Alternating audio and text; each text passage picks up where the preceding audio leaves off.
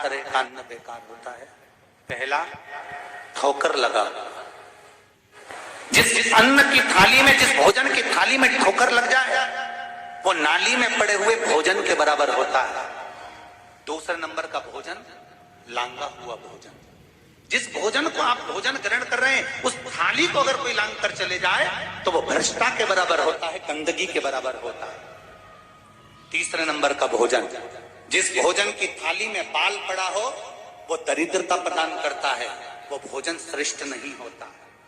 चौथे नंबर का भोजन, जिस भोजन की थाली में पति और पत्नी अगर एक ही थाली में भोजन कर रहे हो एक साथ बैठ के तो वो मदिरा के बराबर होता है, वो भोजन भी बेकार होता है। पहले नंबर का भोजन कौन सा है? जम के बोलो जरा। ठोकर लगा हुआ। दूसरे नंबर का लांगा हुआ। तीसरे नंबर का बाल पड़ा हुआ। चौथे नंबर का पति और पत्नी अगर एक ही थाली में साथ बैठकर भोजन कर रहे हैं तो वो मदिरा के तुल्य होता है। हाँ, पति के जीवने के बाद पत्नी उसी थाली में अगर भोजन करती है तो चारों धाम के तीर्थ प्रसाद से भी बड़ा महाप्रसाद है। पर करे क्या? आजकल तो नया फैशन है। सास बिचारी बोल दे कि एक थाली में मत खाओ बैठ के तो बुरा मान जाए जगदम्बा।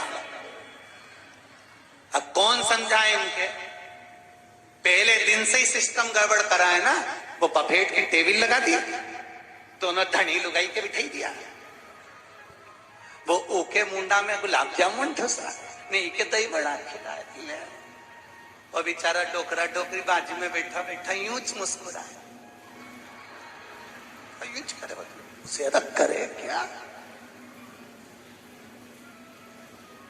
ए सुधर जाओ रे, ओ देपालपुर वालों, थोड़ा तो सुधरो।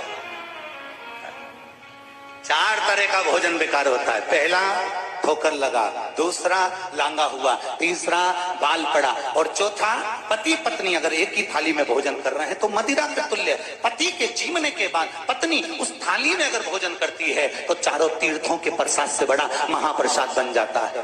और सुन लो, शिव महापुराण की कथा एक बात और कहती है, जब तक बेटी कुंवारी है, उसकी शादी नहीं हुई, बेटी जब तक कुंवारी है और बाप के साथ भोजन करती है तो उस बाप की कभी अकाल मौत नहीं होती, क्योंकि बेटी काल को हर ले।